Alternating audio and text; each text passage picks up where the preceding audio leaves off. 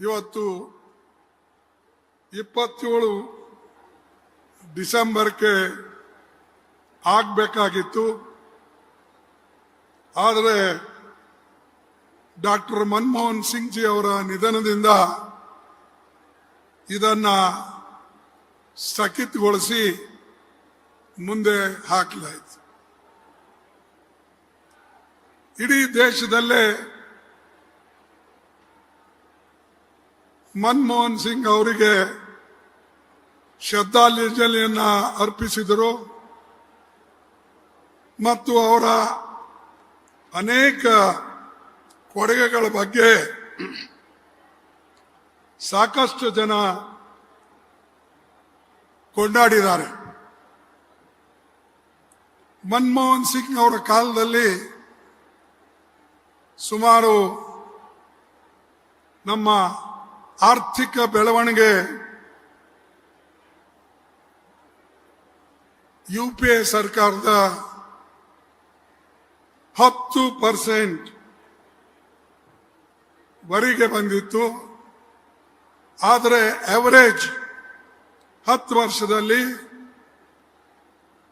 7.8% GDP growth ಇದು ಸತತವಾಗಿ ನಡ್ಕೊಂಡು ಬಂತು.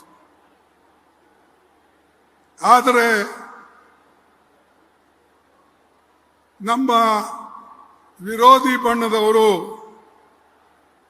ಅನೇಕ ಮಾತುಗಳನ್ನ ಮತ್ತು ಟೀಕೆಯನ್ನ ಕಾಂಗ್ರೆಸ್ ವಿರುದ್ಧ ಮಾತನಾಡಿದರು. ಮನಮೋಹನ್ ಸಿಂಗ್ ಅವರು ಒಬ್ಬ ಆರ್ಥಿಕ ತಜ್ಞ. 2004ರಲ್ಲಿ ಸೋನಿಯಾ ಗಾಂಧೀಜಿ ಅವರು ಪ್ರಧಾನಮಂತ್ರಿ ಆಗಬೇಕಾಗಿತ್ತು. ಆದರೆ ಅವರು ಆ ಪ್ರಧಾನಮಂತ್ರಿ ಪದವನ್ನ ಸ್ವೀಕಾರ ಮಾಡಲಿಲ್ಲ. ಅವರು ತ್ಯಾಗ ಮಾಡಿದ್ರು ಮತ್ತು ಒಬ್ಬ ಅರ್ಥಶಾಸ್ತ್ರಜ್ಞ ಮನಮೋಹನ್ ಸಿಂಗ್ ಅವರಿಗೆ ಕುರ್ಚಿ ಮೇಲೆ ಕುಳಿಸ್ಬಿಟ್ರು ಪ್ರಧಾನಮಂತ್ರಿ. ನಾವು ಇವತ್ತು ಆ ರೀತಿಯಾಗಿ ತ್ಯಾಗ ಬಲಿದಾನ ಮಾಡಕ್ಕೆ ತಯಾರಿದ್ದೇವ ಅಂತಕ್ಕಂಥ ಪ್ರಶ್ನೆ ನಮ್ಮ ಮುಂದೆ ಬರ್ತದೆ. ಈ ದೇಶಕ್ಕಾಗಿ ಇಂದಿರಾ ಗಾಂಧೀಜಿ ಅವರು ತ್ಯಾಗ ಮಾಡಿದ್ರು,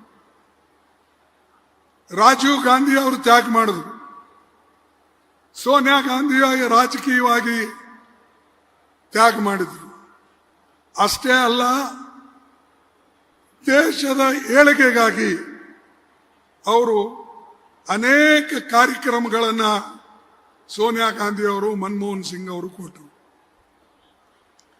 RTI ಆಕ್ಟ್ ಇರ್ಬೋದು, RT ಆಕ್ಟ್ ಇರ್ಬೋದು, ಫುಡ್ ಸೆಕ್ಯೂರಿಟಿ ಇರ್ಬೋದು, ಮನ್ರೇಗಾ ಇರ್ಬೋದು, ಫಾರೆಸ್ಟ್ ರೈಟ್ಸ್ ಆಕ್ಟ್ ಇರ್ಬೋದು, ಭೂಮಿ ಅಧಿಗ್ರಹಣ, ಇಂಥ ಕಲ್ಯಾಣಕಾರಿ ಯೋಜನೆಗಳು ಯಾರಾದರೂ ತಂದಿದ್ರೆ ಅದು ಸೋನಿಯಾ ಗಾಂಧೀಜಿ ಅವರು ತಂದಿದ್ದಾರೆ ಅನ್ನತಕ್ಕಂಥ ಮಾತನ್ನ ನಾನು ಸ್ಪಷ್ಟಪಡಿಸ್ತೇನೆ.